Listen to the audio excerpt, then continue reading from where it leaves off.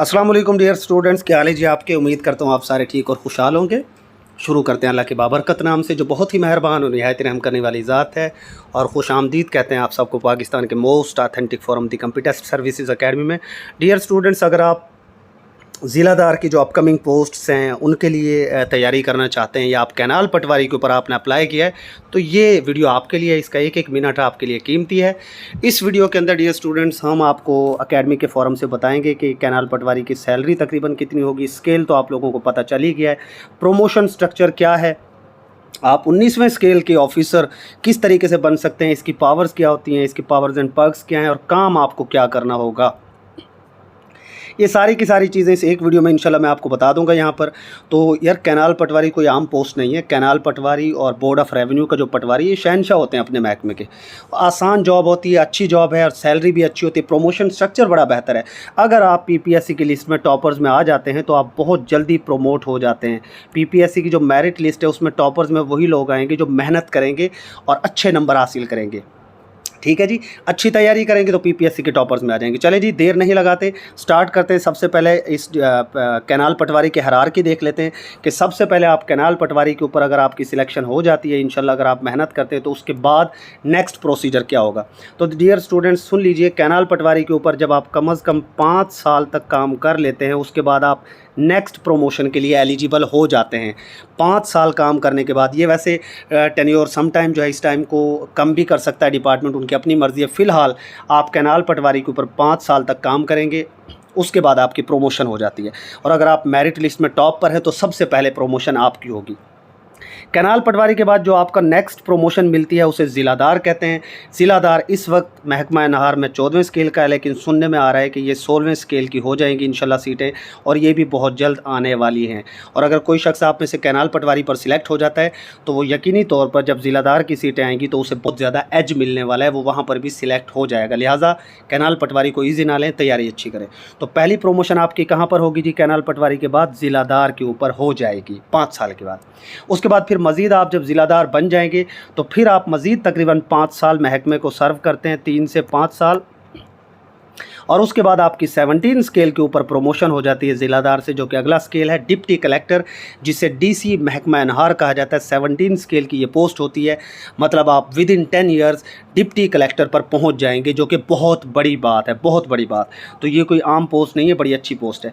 जब आप deputy collector पर डियर स्टूडेंट्स पहुँच जाएंगे इंशाल्लाह ताला 17 स्केल पर, तो उसके बाद आप नेक्स्ट प्रमोशन जो आपकी होती है वो कैनाल कलेक्टर के ऊपर होती है। और इसका जो बेसिक स्केल है वो 18 होता है। और जब आप 17वें स्केल के अंदर तकरीबन 5 साल सर्व कर लेते हैं तो फिर आपको 18वां स्केल मिल जाता है। यानी विद इन 12 to 15 ईयर्स आप 18 स्केल पर पहुंच जाएंगे कैनाल पटवारी से, अगर आप टॉपर्स में आते हैं पीपीएससी की लिस्ट में। मैं बार बार कह रहा हूँ टॉपर्स में। अगर आप पीपीएससी की लिस्ट में एंड में पढ़े हैं तो आपकी प्रमोशन लेट होगी, क्योंकि पीपीएससी की जो लिस्ट होती है वही आपकी सीनियरिटी लिस्ट कंसीडर की जाती है। ठीक है जी। अच्छा जी, उसके बाद 17वें स्केल में जब आप 5 साल वर्क कर लेंगे, 18वें स्केल में सॉरी, कैनाल कलेक्टर के तौर पर जब आपने 18वें स्केल में काम कर लिया 5 साल, तो उसके बाद तकरीबन नेक्स्ट प्रमोशन जो है आपको फिर 12 साल बाद मिलती है, लेकिन वो बहुत बड़ी प्रमोशन है। यानी आप कलेक्टर बन जाते हैं महकमा नहार के, जिसका स्केल नंबर 19 होता है। तो आप ये देख लें कि कितनी प्रमोशन इसकी फ़ास्ट है। और बाकी महकमों में तो आप एड़ियाँ रगड़ रगड़ के ये जो 9वें या 11वें स्केल की जॉब होती है, बंदा 14वें 15वें तक पहुंचता है, लेकिन महकमा अनहार में आप इजीली 18वें स्केल तक तो लाजमी पहुंच जाते हैं। और कुछ लोग जो टॉपर्स में होंगे वो 19वें स्केल तक भी पहुंच जाते हैं। और इसके बाद आपको पता है ज़िलादार की सीटें भी अपकमिंग में हैं, तो आपको अच्छी तरह तैयारी करनी चाहिए। आगे इसका काम क्या है वो मैं आपको बता देता हूँ, इसकी ड्यूटीज़ क्या हैं और इसके सिलेबस को आपने किस तरीके से कवर करना है वो भी मैं आपको इंशाल्लाह भी बता देता हूँ। अच्छा जी, काम इसका क्या होगा? तो देखें यार, महकमा अनहार है, नाम से ही पता चल रहा है ज़मीनों के मामलात आपने देखने हैं। और ज़मीनों के मामलात में जो पानी की तकसीम है ना, वो बहुत ज़्यादा इंपॉर्टेंट होती है। जो भी आपका सर्कल हो वहाँ पर आपको पानी की तकसीम का जो है ना वो प्रॉपर एक मैनेजमेंट करनी होती है। ये जो देहातों में पानी लगता है ना खेतों के अंदर, नहरों से, नालियों से, इस पानी की बाकायदा वाराबंदी की जाती है। ठीक है कि जी मेरा पानी, देखें आप देहात में, अगर आप लोग देहात में रहते हो तो आपको पता होगा कि आपके पानी एक ख़ास दिन में होता है और एक ख़ास टाइम में होता है। कुछ लोगों की रात के टाइम में बारी होती है, कुछ की दिन में, और वो भी सहमाही और शशमाही के हिसाब से शफल करना पड़ता है कैनाल पटवारी को। फ़र्ज़ करें अमजद और असलम 2 लोग हैं, दो बंदे हैं, अमजद ने जो है 3 महीने जो है रात के टाइम पानी लगाया, तो अगले 3 महीने उसे दिन के टाइम पानी मिलेगा। और ये अमजद और असलम को रीशफल करना, इनको चेंज करना, इसको मेंटेन करना रिकॉर्ड को, ये किसका काम है जी? कैनाल पटवारी का काम है। मतलब सबसे पहला और इम्पोर्टेंट काम डियर स्टूडेंट्स क्या हो गया कैनाल पटवारी का? पानी की तकसीम करना, और पानी की तकसीम में वाराबंदी का हिसाब रखना कि जी किसको दिन के टाइम मिला था, किसको रात के टाइम मिला था और किसको कितना मिला था। ठीक है जी। उसके बाद सॉरी यार, अच्छा जी, उसके बाद नेक्स्ट एक इंपॉर्टेंट बात है कि ये आपको एक नहर नज़र आ रही होगी। नहर से ना यहाँ फ़र्ज़ करें एक छोटी नाली है इस तरफ, तो यहाँ पर इस छोटी नाली को शिफ्ट करने के लिए एक मोघा उसे कहा जाता है, मोघा एक बना होता है जो बड़ी नहर से छोटी नाली में पानी को पहुँचाता है। इस मोघे की देखभाल करवाना और इस मोघे की हिफाजत करना ये भी कैनाल पटवारी के ज़िम्मे होता है कि कैनाल पटवारी अपनी ज़िम्मेदारी के ज़रिए जो नंबरदार होते हैं नहरी निज़ाम के, उन नंबरदारों को बाकायदा भेजता है नहर को चेक करने के लिए कि भाई जाके चेक करके आओ, किसी ने कोई मोघा वगैरह तोड़ तो नहीं दिया, मोघे को किसी ने नुकसान तो नहीं पहुँचाया। क्योंकि जो बड़े बड़े ज़मींदार होते हैं स्पेशली पॉलिटिशियंस, वो क्या करते हैं, ये जो नहरों के अंदर से जो मोघा होता है ना, इसको अपने खेतों में सारा पानी इसका जो है वो निकाल देते हैं, और बेचारे जो गरीब किसान उनको पानी नहीं मिल पाता। तो ये पानी की तकसीम का बड़ा मसला होता है जिसको कैनाल पटवारी डील कर रहा होता है। तो कहने का मतलब ये कि बड़े बड़े पॉलिटिशियन से भी आपका लिंक बनता है। अगर आप अल्लाह ना करे 2 नंबर आदमी, तो पाकिस्तान में फिर आपकी मौजें हैं भाई, ईमानदार हैं, तो फिर आपके लिए मुश्किलात होती हैं ऑफ कोर्स। तो मोगे को टूट फूट से बचाना ये भी कैनाल पटवारी के अंडर होता है, और इस मोगे की हिफाजत करना। मोगे का भी एक ख़ास लेवल होता है, वो लेवल अभी तो मैं आपको यहाँ एक्सप्लेन नहीं कर सकता, उससे लेवल को ज़्यादा बढ़ाना या कम करना ये भी डिपेंड कर रहा होता है कि आगे पानी की डिमांड कितनी है, आगे रकबा कितना है। उस फ़र्ज़ करें ये आपके पास इलाका है ना, ये कोई गाँव है, इस गांव की डिमांड जो है ना उसके मुताबिक इस मोगे का लेवल सेट किया जाता है ईंटें लगाकर, और वो लेवल भी कौन सेट करवाता है? कैनाल पटवारी ही सेट कराता है। तो ये भी आपके ज़िम्मे एक काम होगा, ठीक है। अच्छा, उसके बाद जी क्या होता है, बहुत सारे लोगों की लड़ाइयाँ हो जाती हैं पानी की तकसीम पे। पानी चोरी के जो मामलात हैं, नहर में से बहुत सारे लोग पानी को चोरी कर लेते हैं पाइप लगा के, तो इन मामलात को डील करना और उन लोगों के ऊपर फ़ाइन करना, जुर्माना करवाना अपने ज़िलादार की मदद से, और उन लोगों को सज़ा दिलवाना, ये भी आपके ज़िम्मे होता है। तो एक अथॉरिटेटिव काम है, ठीक है जी। उसके बाद जो है ना, कैनाल पटवारी की भी बोर्ड ऑफ रेवेन्यू के पटवारी की तरह एक लाल किताब होती है इनके पास, और इस लाल किताब के अंदर इनके पास पूरी तफसील होती है इनके मौजे की, इनके इलाके की, कि उस इलाके में कितने टोटल घर हैं और उन घरों के पास टोटल कितना रकबा है एक बंदे के पास, और एक बंदे को फ़ी किल्ला या फ़ी एकड़ कितना पानी दिया जा रहा है, वो घंटों के हिसाब से दिया जाता है। उन घंटों की तकसीम का हिसाब ये रखता है। इस लाल किताब के अंदर पूरा रिकॉर्ड होता है कि उसका जो सर्कल है उसके अंदर टोटल रकबा कितना है एकड़ में। अब वो एकड़ में जो टोटल रकबा होगा उसी हिसाब से उस इलाके को घंटों के हिसाब से पानी ये प्रोवाइड करता है कैनाल पटवारी, और जाहिर सी बात है मोगे का लेवल भी उसी हिसाब से फिर ये मेंटेन करते हैं, ठीक है। उसके बाद जी नेक्स्ट इसकी एक इंपॉर्टेंट जिम्मेदारी, जो मैं जिम्मेदारी नंबर 4 इसको कह देता हूँ, वह है जनाब आबियाना इकट्ठा करना। जाहिर सी बात है जब आप किसानों को पानी देते हैं उनके वाराबंदी के हिसाब से, तो उसकी एक फ़ीस होती है महाना, और महाना कह रहा हूँ सॉरी सालाना।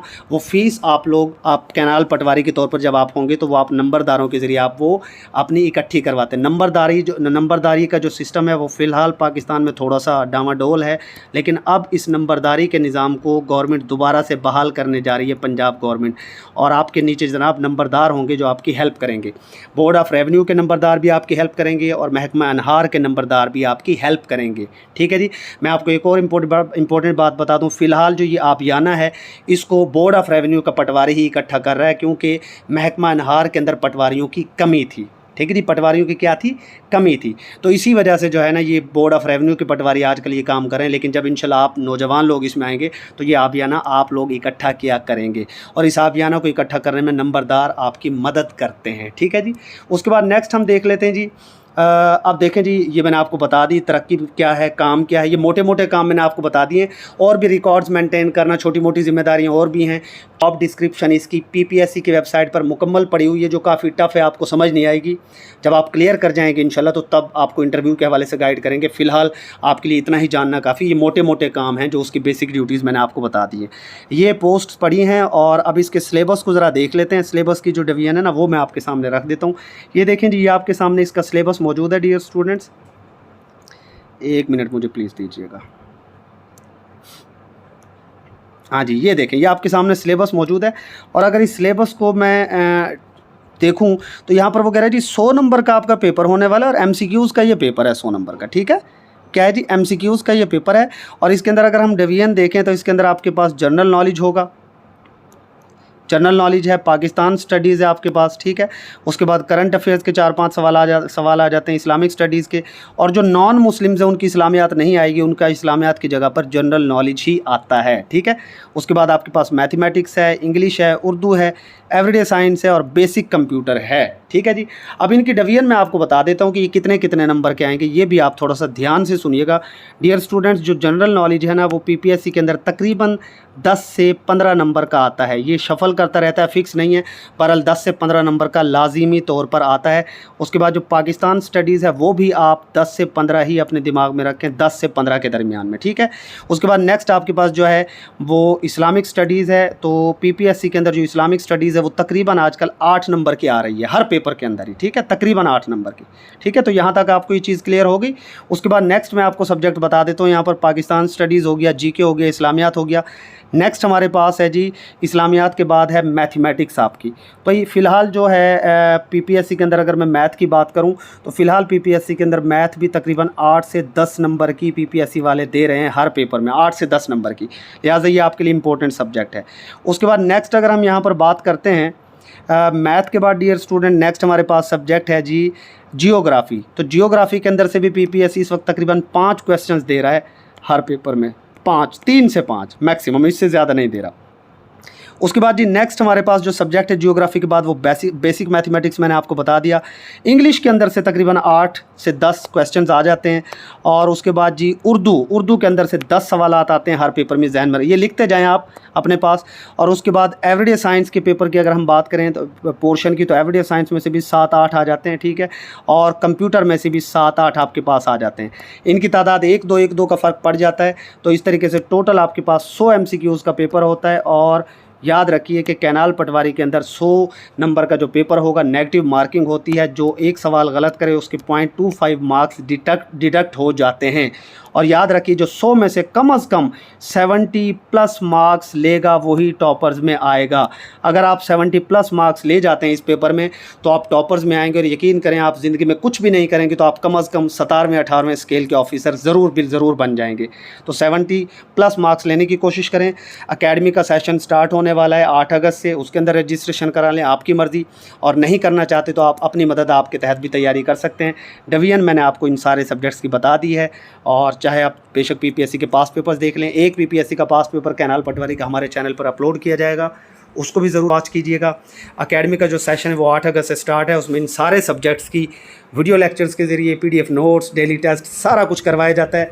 आप ज़रूर वो उसकी तफसील भी अपकमिंग वीडियोज़ में बताई जाएगी कि किस तरीके से हम करवाएंगे, कितने लेक्चर्स होंगे और कितने टेस्ट्स होंगे और किस तरीके से काम हो रहा होता है। वो सारी डिटेल भी आपको जल्द बता दी जाएगी आज या कल में।